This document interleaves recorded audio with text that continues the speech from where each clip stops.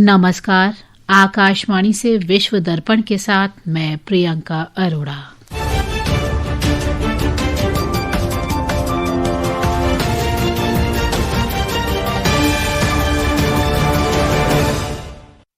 मुख्य समाचार।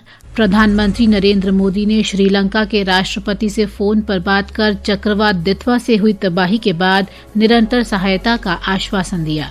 श्रीलंका में चक्रवाती तूफान से मृतकों की संख्या बढ़कर 390 हुई, 352 लोग अब भी लापता। भारत को पहली बार स्वीडन में अंतर्राष्ट्रीय लोकतंत्र और चुनाव सहायता संस्थान का अध्यक्ष पद संभालने के लिए आमंत्रित किया गया। सरकार का भारत में उपयोग के लिए निर्मित या आयातित मोबाइल हैंडसेट में संचार साथी ऐप पहले से इंस्टॉल करने का निर्देश।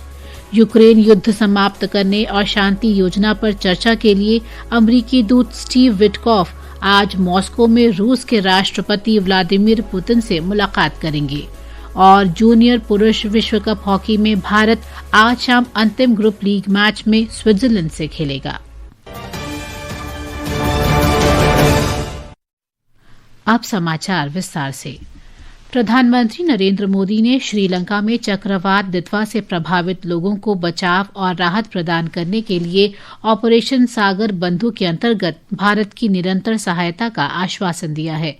कल टेलीफोन में श्रीलंका के राष्ट्रपति अनुरा कुमार दिसानायका से बातचीत में प्रधानमंत्री मोदी ने कहा कि महासागर परिकल्पना और सबसे पहले सहायता प्रदाता की स्थिति के अनुरूप भारत श्रीलंका को सभी आवश्यक सहायता प्रदान करना जारी रखेगा। बातचीत के दौरान राष्ट्रपति दिसानायका ने आपदा में भारत की सहायता के लिए आभार व्यक्त किया। श्री मोदी ने चक्रवात दितवा के कारण श्रीलंका में हुई जान माल की हानि और व्यापक तबाही पर संवेदना भी व्यक्त की। इस बीच श्रीलंका में चक्रवात दितवा के कारण बाढ़ और भूस्खलन की कई घटनाएं दर्ज की गई हैं। अधिकारियों के अनुसार इससे 390 लोगों के मारे जाने और 352 लोगों के लापता होने की खबर है। प्रभावित क्षेत्रों में राहत और बचाव कार्य जारी है। भारत के AC-130J विमान के जरिए लगभग 10 टन चिकित्सा सहायता भेजी गई है। ब्यौरा हमारे संवाददाता से। श्रीलंका में बचाव कार्य तेज हो गए हैं, जहां भारतीय टीमें स्थानीय अधिकारियों और सुरक्षा बलों के साथ मिलकर काम कर रही हैं। भारतीय वायुसेना के MI-17 हेलीकॉप्टरों ने बाढ़ग्रस्त इलाकों से 96 फंसे लोगों को सुरक्षित निकाला, जिनमें 3 गंभीर रूप से घायल लोग भी शामिल थे। हेलीकॉप्टरों ने 5.5 टन से ज्यादा राशन और दवाइयां भी उन क्षेत्रों में पहुंचाई जो पूरी तरह कट चुके हैं। जमीन पर NDRF टीमें लगातार जीवन बचाने के मिशन में लगी हुई है और उन्होंने 43 लोगों को, जिनमें छोटे बच्चे, गर्भवती महिलाएं और बुजुर्ग शामिल हैं, उनको उन जगहों से निकाला जहां सड़क का रास्ता नहीं है। बदुल्ला में अधिकारियों ने 5 फीट से अधिक मलबे के नीचे से एक मृत व्यक्ति को बरामद किया और वहां खोज अभियान अभी भी जारी है। बड़ी नदियों में पानी फिर बढ़ने का खतरा बना हुआ है और ऐसे समय में भारत का ऑपरेशन सागर बंधु पूरी तरह सक्रिय है, राहत दलों को मजबूत समर्थन देते हुए और श्रीलंका की मुश्किल घड़ी में साथ खड़ा हुआ। अहमद मोइन फारूकी, आकाशवाणी समाचार, कोलंबो। इंडोनेशिया में चक्रवाती तूफान के कारण विनाशकारी बाढ़ और भूस्खलन से मरने वालों की संख्या 500 से अधिक हो गई है। 500 से अधिक लोग लापता और हजारों लोग घायल हुए हैं। बचाव कर्मियों को अब भी प्रभावित इलाकों तक पहुंचने में कठिनाई हो रही है। एक रिपोर्ट। आचे, उत्तरी सुमात्रा और पश्चिमी सुमात्रा प्रांत सबसे अधिक प्रभावित हैं। हजारों लोगों से संपर्क नहीं हो पा रहा है तथा जरूरी सामान की आपूर्ति नहीं हो पा रही है। इंडोनेशिया के राष्ट्रपति प्रबोवो सुबियांतो ने कहा कि सरकार राहत कार्यों में सहायता के लिए हेलीकॉप्टर और विमानों का उपयोग कर रही है। पिछले सप्ताह इंडोनेशिया में चक्रवात सेनेयार के प्रभाव से कई घर बह गए और हजारों इमारतें जलमग्न हो गयीं। मूसलाधार वर्षा और तूफान से थाईलैंड, मलेशिया, फिलीपींस और श्रीलंका के कुछ हिस्सों में लाखों लोग प्रभावित हुए हैं। चक्रवात के प्रभाव से इस महीने पूरे एशिया में 1000 से अधिक लोगों की मौत हो गई है। विश्व दर्पण के लिए मैं मनोज।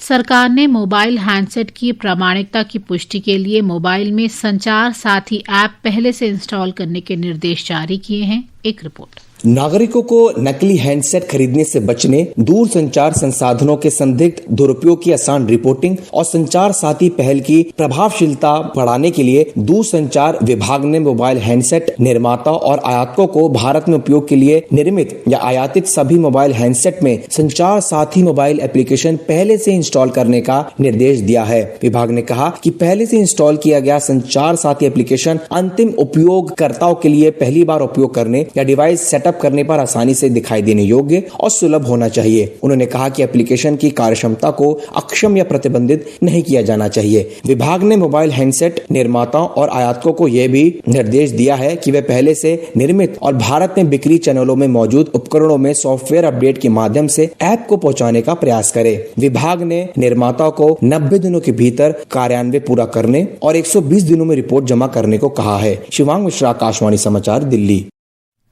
विश्व दर्पण समाचार आकाशवाणी से प्रसारित किए जा रहे हैं। ताज़ा समाचार जानने के लिए आप हमारे social media handle X @AIR News Hindi को फॉलो कर सकते हैं। विश्व दर्पण में आपका फिर स्वागत है। भारत को पहली बार अंतर्राष्ट्रीय लोकतंत्र और चुनाव सहायता संस्थान इंटरनेशनल आइडिया का अध्यक्ष पद संभालने के लिए आमंत्रित किया गया है। भारत की ओर से मुख्य चुनाव आयुक्त ज्ञानेश कुमार कल स्वीडन के स्टॉकहोम में इसकी अध्यक्षता संभालेंगे। श्री ज्ञानेश कुमार ने कहा कि ये भारत के सभी नागरिकों और चुनाव कार्यकर्ताओं के लिए गौरव का क्षण है।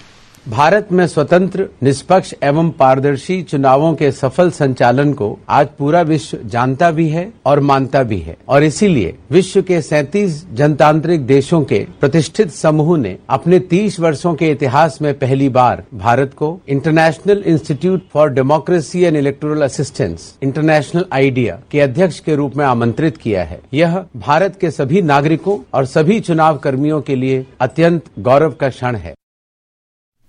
यूक्रेन में युद्ध समाप्त करने को लेकर कूटनीति तेज होने के बीच अमेरिका के दूत स्टीव विटकॉफ आज मॉस्को में रूस के राष्ट्रपति व्लादिमीर पुतिन से मुलाकात करेंगे। इस यात्रा से पहले अमेरिकी राष्ट्रपति भवन व्हाइट हाउस की प्रेस सचिव कैरोलिन लेविट ने संवाददाताओं को बताया कि अमेरिका किसी समझौते पर पहुंचने को लेकर बेहद आशावादी है। उनकी ये टिप्पणी यूक्रेन के राष्ट्रपति जेलेंस्की वोलोदिमीर के पेरिस में फ्रांस के राष्ट्रपति इमैनुअल मैक्रों से मुलाकात के बाद आई है। इस बीच अमेरिकी विदेश मंत्री मार्को रूबियो और विटकॉफ ने रविवार को फ्लोरिडा में एक यूक्रेनी शिष्टमंडल के साथ बातचीत की। अमेरिका द्वारा प्रस्तावित 28 सूत्रीय शांति योजना को 2 सप्ताह पहले पेश किया गया था। रूस ने मॉस्को पर पूर्व आक्रमण की अनुमति के बारे में एक वरिष्ठ नेटो अधिकारी की टिप्पणी को गैर जिम्मेदाराना बताया है और पश्चिमी सैन्य गुट के सदस्य देशों के लिए संभावित खतरों के बारे में चेतावनी दी है। रूस के विदेश मंत्रालय की प्रवक्ता मारिया ज़खारोव ने एक बयान में कहा कि इन टिप्पणियों को यूक्रेन संकट के समाधान के लिए जारी प्रयासों को कमजोर करने के एक जानबूझकर किए गए प्रयास के रूप में देखा जाना चाहिए। वे नाटो सैन्य समिति के अध्यक्ष इटली के एडमिरल ग्यूसेप कावो ड्रैगोन के साक्षात्कार पर प्रतिक्रिया दे रही थीं। इसमें उन्होंने कहा था कि नाटो रूस के युद्ध के खिलाफ और अधिक आक्रामक होने पर विचार कर रहा है और कुछ परिस्थितियों में पूर्व आक्रमण को रक्षात्मक कार्रवाई के रूप में देखा जा सकता है। रूस के प्रवक्ता ने गुट पर हमला करते हुए कहा कि नाटो ने अपने वास्तविक लक्ष्यों और इरादों को छिपाना पहले ही बंद कर दिया है। विश्व दर्पण के लिए मैं मुकेश कुमार बल। संयुक्त अरब अमीरात का आज 53वां राष्ट्रीय दिवस है। ये दिन शेख जायद बिन सुल्तान अल नहयान के नेतृत्व में Abu Dhabi, Dubai, Sharjah, Ajman, Al Quwain और फुजैरा द्वारा गठित संघ की स्मृति में मनाया जाता है।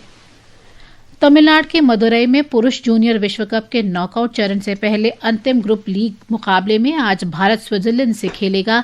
मैच भारतीय समय अनुसार रात 8 बजे से शुरू होगा।